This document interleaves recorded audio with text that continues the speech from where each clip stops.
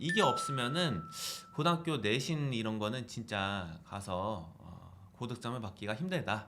우리 학교는 그렇게 공부하는 게 아니야. 이런 식으로 자꾸 유도를 하는 겁니다. 그래서 시험 기간에 딱 들어가서 그걸 막 열심히 하면은 막 많이 공부가 좋아진다. 이런 게 없어요. 이게 이제 중학교식 공부인데 그걸 버리셔야 돼요.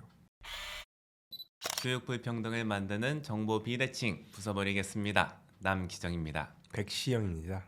이번 편은 강남 지역에 있는 7개 학교의 내신을 분석해드리는 영상이 되겠습니다. 내신 분석과 더불어 어떻게 하면 이런 학교들의 내신에 준비를 할 수가 있는지 그 훈련 방법도 영상 후반부에 소개해드릴 테니까요. 끝까지 한번 봐주시면 좋을 것 같습니다. 첫 번째로 소개해드릴 학교는 휘문고입니다. 휘문고는 의대를 거의 가장 많이 보내는 학교 중에 하나입니다. 그래서 관심이 많으실 텐데요. 하나씩 조목조목 설명을 드리도록 하겠습니다. 고1 학생들이 쓰는 부교재는 On Point 2라는 교재입니다. 부교재가 시험에서 상당히 중요합니다. 내신 시험 범위에는 교과서도 들어가긴 하지만 교과서가 차지하는 영향은 아주 크지가 않아요. 굉장히 미미합니다. 그래서 부교재가 훨씬 비중이 높고요. 그리고 이거 이외에도 외부 지문이라고 해서 추가적으로 사용하는 그런 소스들이 있습니다. 예를 들어서 휘문고 같은 경우에는 앵무새 죽이기라는 그 원서책 있지 않습니까? 소설책. 거기서 원문을 발췌해서 시험을 낸 게 최근의 일이었습니다. 또 하나 휘문고의 특징은 무엇이냐면은 시험 범위가 없는 교재 자체가 존재하지 않는 듣기가 나온다는 것이 특징인데요. 이게 보통 한 7문제, 8문제가 나옵니다. 근데 이게 난이도가 예전 같은 경우에는 굉장히 높았습니다. 실제 사례를 말씀을 드릴게요. 미리 정해진 자료가 없었고 교재도 없었는데 CNN에 틀어주고 이거를 갖다가 서술형으로 요약해서 써라. 이런 게 내신 문제로 나왔었습니다.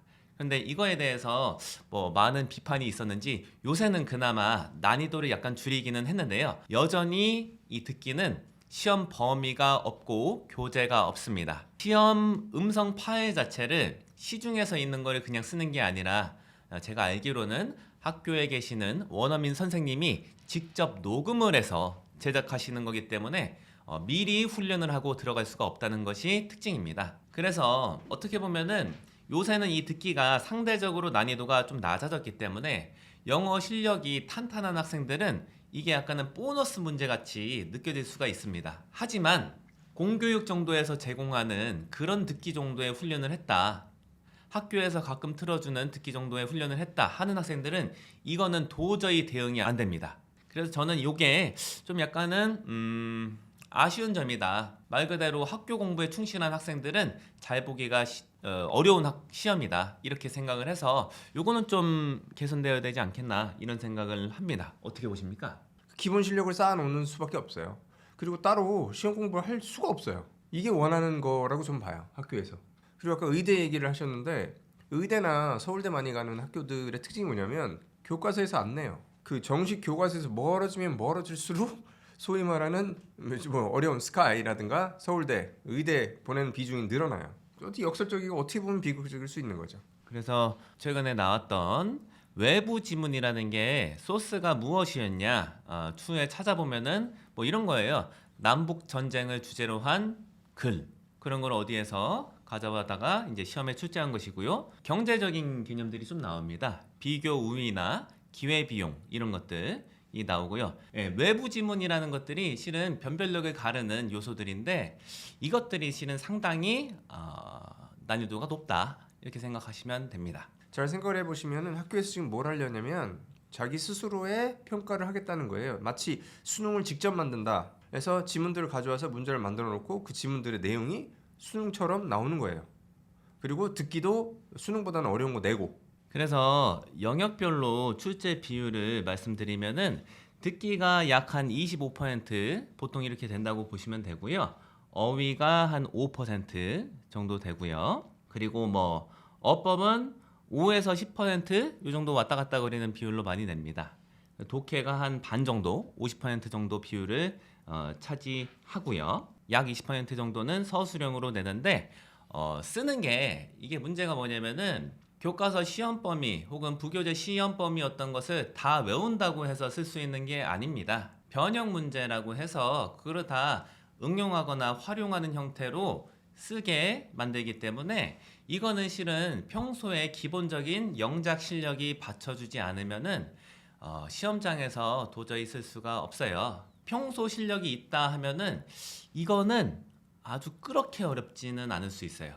근데 반대로 생각해 보면은 평소 실력은 없었는데 나는 고등학교에 입학해서부터 이제 열심히 공부할 거야. 그래서 시험 범위 내에서 충실하게 준비해서 시험장에 가야지 하는 학생들은 실은 잘 보기가 쉽지 않은 그런 시험입니다.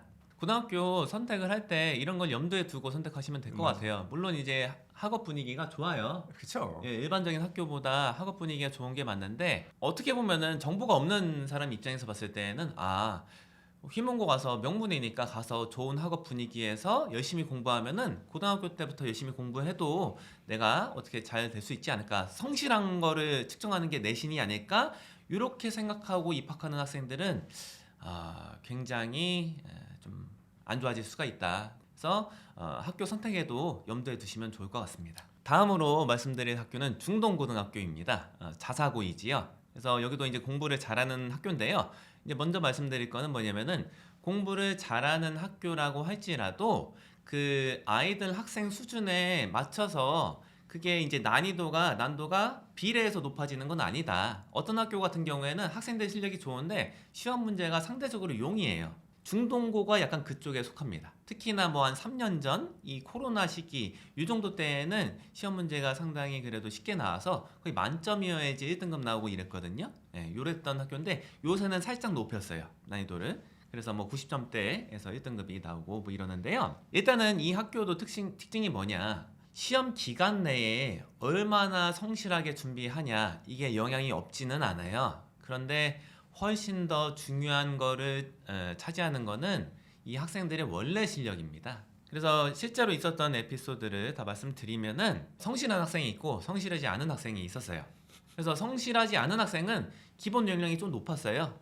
예, 그래서 뭐 영어권에서 좀 살다 오기도 하고, 근데 그게 아니라 학교 영어 정도, 중학교 내신은 뭐 A 나올 정도로 공부를 하다가 뭐 평소 기본 영어 실력, 그러니까 역량이죠. 영어 역량 같은 거를 그렇게 많이 하지 않았던 학생. 그러니까 말 그대로 이제 학교 공부에 충실했던 학생이 있었죠.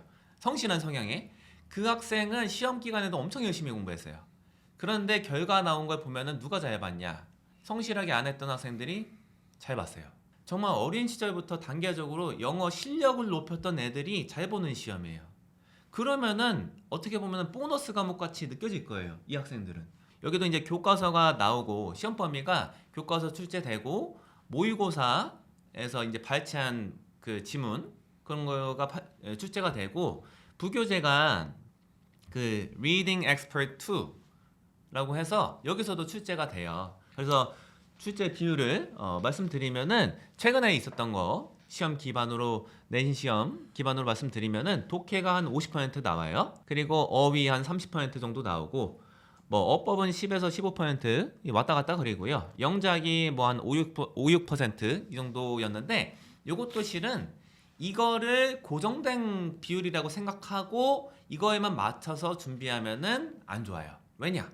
바뀌거든요. 근데 많이들 학원에서는 어필하는 게 뭐냐면은 중동고는 이렇게 나옵니다 하고 이게 약간은 고정된 거인 것처럼 인식을 갖게 만들거든요. 그래서 우리는 이 유형 비율에 맞춰서 최적화해서 준비를 시킨다 이렇게 어필을 하는데 뭐 이거를 뭐 10년 이상 그 추이를 계속 지켜봤던 뭐 저희 같은 경우에는 왜 저렇게 하는 거야? 저렇게 했다가 봉변당하는데 더 이렇게 생각을 하는 거지요. 그래서 요거는 참고 정도 하시면 된다. 출제 비율은.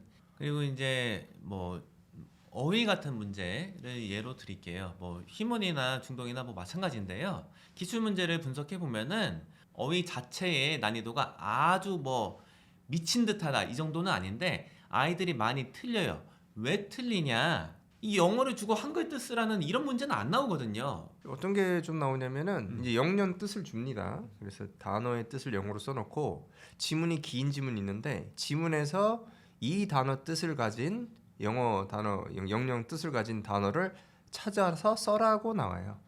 요거는 뜻을 진짜 알고 있어도 못해요. 이 느낌이 있고 감각이 없고 평소에 이제 영어랑 친하지가 않으면은 접근을 할 수가 없는 문제죠. 요런 문제 보고 이제 좌절합니다. 그래서 어휘도 학습 방법을 좀 진짜 예문 위주로 하셔야 된다. 영영풀이 예문 이게 없으면은 고등학교 내신 이런 거는 진짜 가서 고득점을 받기가 힘들다. 이렇게 말씀을 드립니다. 시험 한 달 전부터 시험 공부를 한다고 생각하는 게 잘못된 거예요.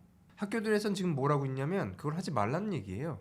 지금 학교들이 비교적 공부를 잘하고 좋은 대학교 많이 보내는 학교니까 우리 학교는 그렇게 공부하는 게 아니야. 얘들아, 기본적으로 실력을 쌓아. 그럼 시험은 잘 볼 수가 있어. 영어에서는 이런 식으로 자꾸 유도를 하는 겁니다. 그래서 시험 기간에 딱 들어가서 그걸 막 열심히 하면은 막 많이 공부가 좋아진다. 이런 게 없어요.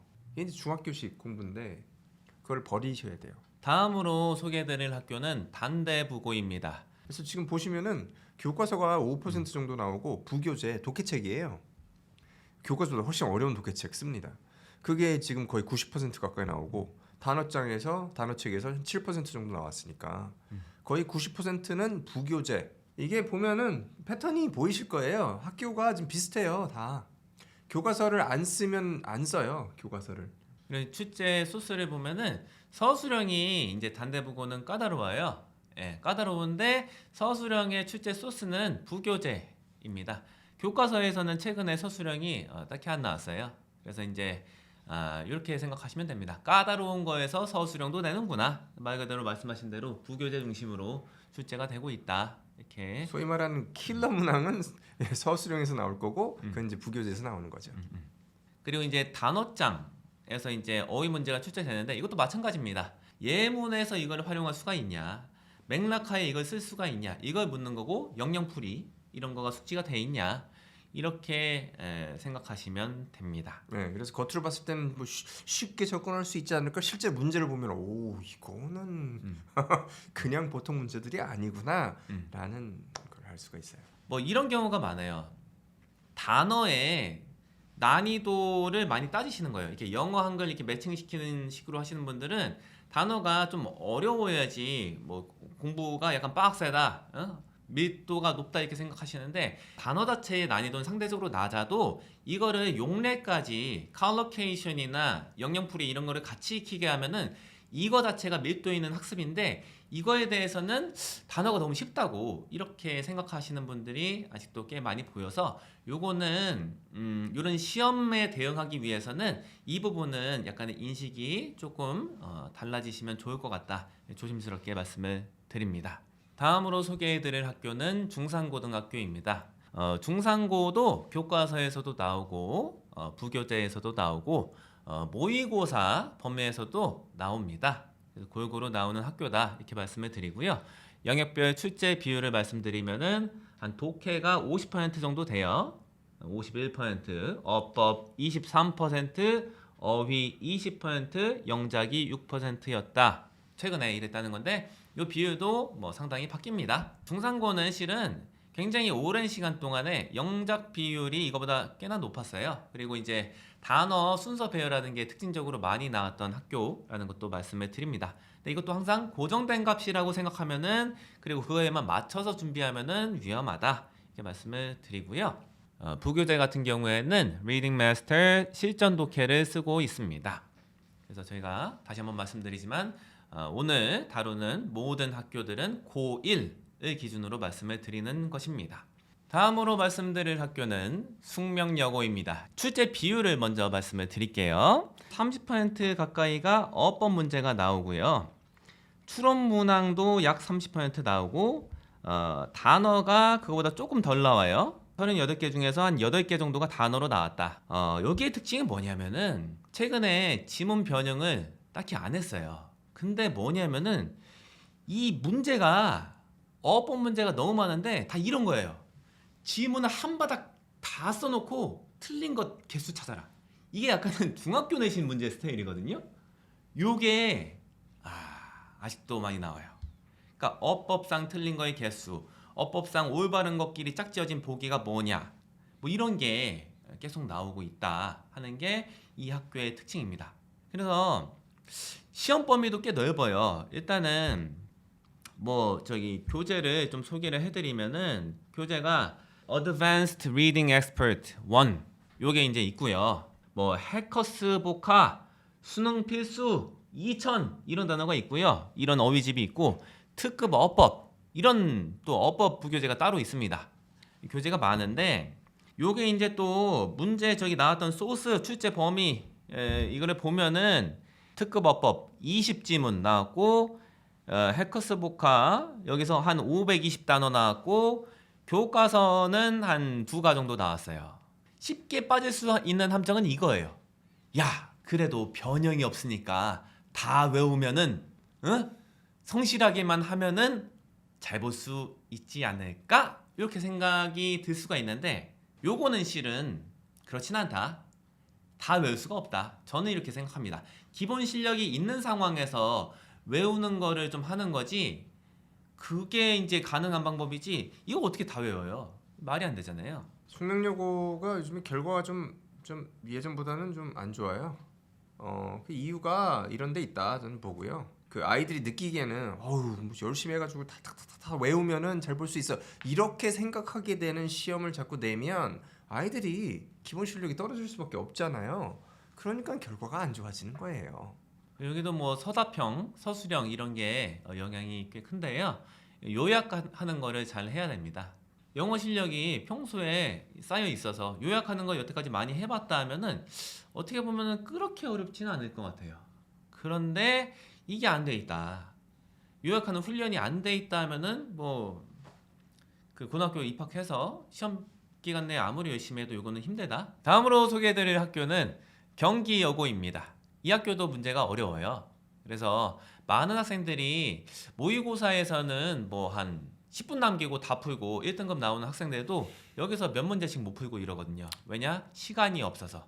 아, 그리고 제가 아까 말씀 안 드린 게 숙명여고 이런데 시험이 최근에 나온 쪽수를 보면은 13쪽이에요. 40분, 45분 요 정도 내에 다 풀어야 되는 거예요.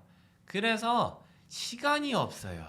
그래서 이제 뭐 출제표를 말씀드리면은 객관식이 한 80%, 주관식이 한 20%이 정도 된다고 보시면 되고요. 교과서 한 15%, 부교재 한 85%이 정도 최근에 이렇게 나왔었습니다. 영역별로 말씀드리면은 독해가 59%, 어휘 16%, 어법 14%, 영작이 11% 정도 나왔다 하는데 최근에 이게 나온 거예요. 그런데 이것도 고정된 값으로 생각하시면은 안 된다.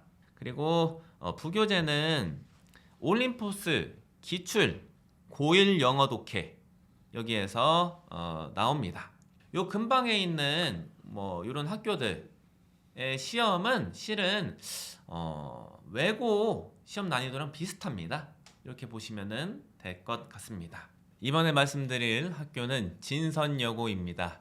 여기도 마찬가지로 여고 영어 내신이니까 난이도가 높습니다. 그래서 뭐 부교재 먼저 말씀드릴게요. 부교재는 여기 파워업 독해 실전편이라고 해서 요게 이제 실은 고3 학생들이 공부할 때 쓰는 문제집이거든요. 그리고 이제 듣기 부교재가 있어요. 지금 필수라는 듣기 부교재가 나옵니다. 영역별 출제 비율을 대략적으로 말씀을 드리면은 이건 약간 변동이 있기는 해요. 매번 한 듣기가 한 15%, 어휘가 한 10%, 어법 25%, 독해 약 40%, 영작이 약 10%가 나오는데 이 특징적인 게 최근에 시험 범위를 보면은 내용이 상당히 범위가 방대합니다. 왜냐? 독해 지문이 50개가 시험 범위예요. 교과서는 범위 안에 들어가긴 하는데 한 과 정도 나오거든요. 시험 범위에.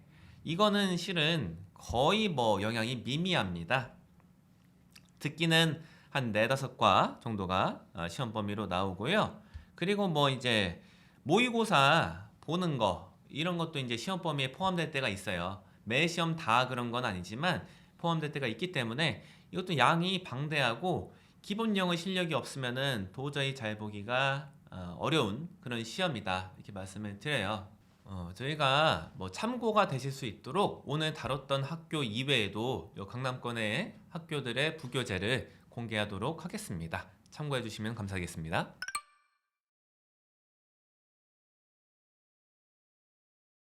그래서 저희가 이렇게 여러 개 학교를 이번에 분석을 해봤는데요. 그러면 중요한 건 이건 것 같아요. 어떻게 이러한 내신에 준비를 할 수 있냐?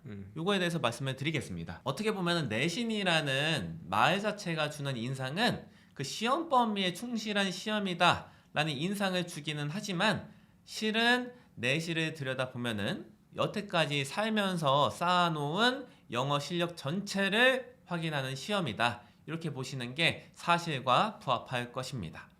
그래서 많은 글을 읽어서 독해력을 쌓고 그리고 이게 실은 변별력이 있는 요인이 쓰기거든요.